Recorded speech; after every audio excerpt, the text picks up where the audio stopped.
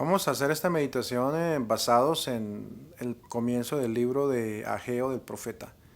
Mirar algunos aspectos acerca de cómo fue escrito, por qué fue escrito esta profecía, sobre todo esta primera profecía que nos presenta Ageo.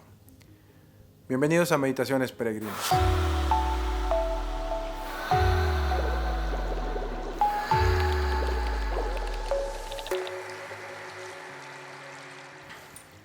Era el 1 de agosto del año 520 a.C. cuando Ageo comienza a predicar. Las circunstancias que rodean esas profecías son bastante particulares.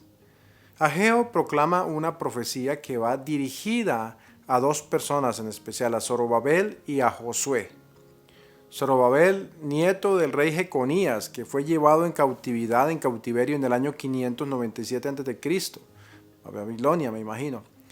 Es el que dirigió la primera expedición para retornar a los exiliados.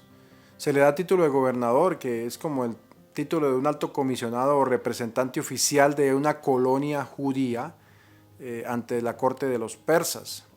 Y Josué, que era un sumo sacerdote, nieto de Seraya, que había sido muerto en una batalla. Ellos dos son las autoridades civil y religiosa, a quienes Ageo considera responsables principales de la demora en continuar las obras del templo, que fueron comenzadas 15 años antes.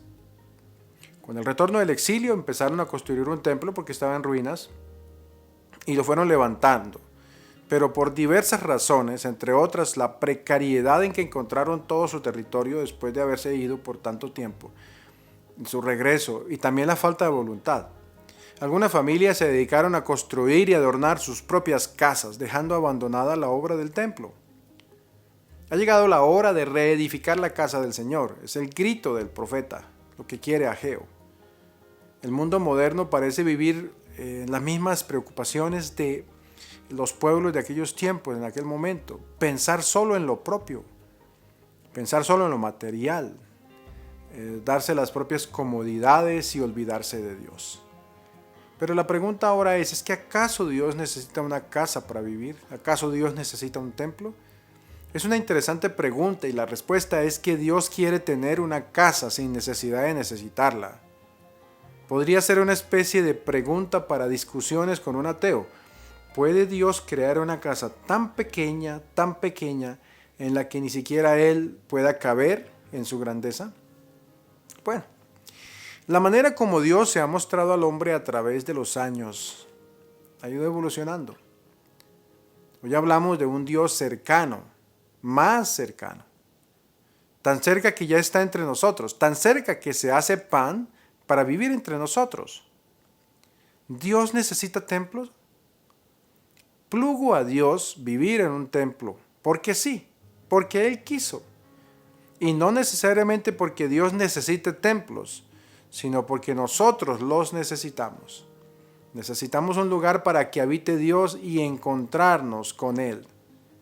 Pero si vamos un poco más dentro de esta reflexión, Dios más que templos materiales espera que dejemos nuestro corazón abierto a su divina voluntad.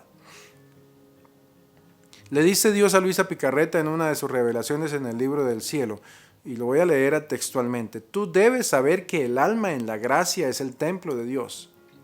Pero cuando el alma vive en nuestra voluntad, Dios se hace templo del alma. Y la gran diferencia entre la criatura, templo de Dios, y entre Dios, templo del alma. El primero es un templo expuesto a los peligros y a los enemigos, sujeto a pasiones. Muchas veces nuestro ente supremo se encuentra en esos templos como en los templos de piedra, no cuidado, no amado como conviene. Y la pequeña lamparita de su amor continuo que debía tener como homenaje a su Dios, que reside en ella, sin el aceite puro, está apagada. Y si jamás cae en pecado grave, nuestro templo se derrumba y queda ocupado por ladrones, nuestros enemigos y suyos, que lo profanan y de él hacen masacre. El segundo templo, es decir, Dios, templo del alma, no está expuesto a peligros. Los enemigos no pueden acercarse, las pasiones pierden la vida. El alma en ese nuestro templo divino es como la pequeña hostia que tiene consagrado en ella a su Jesús, la cual, con el amor perenne que toma, recibe y se alimenta, forma la lámpara viva que siempre arde, sin que jamás se apague. Nuestro templo ocupa su puesto real, su querer completo, y es nuestra gloria y nuestro triunfo, y nuestra hostia. ¿Qué hace en nuestro templo? Ruega, ama, vive la voluntad divina, suple a mi humanidad sobre la tierra, toma mi puesto de penas, llama a todo el ejercicio de nuestras obras para hacernos cortejo. Heme aquí, oh Padre, que vengo para hacer tu voluntad. Sí, Padre, te pido la gracia de hacer todo lo que tú quieres. Tú solo en mi vida, para eso quiero existir, para ser en mí y hacer de mi alma el templo de Dios, o para que tu templo esté en mi alma.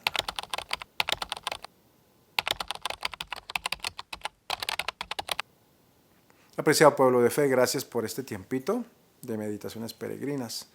Pidámosle al Señor su bendición en esta jornada, en el nombre del Padre, del Hijo y del Espíritu Santo. Amén. Feliz día.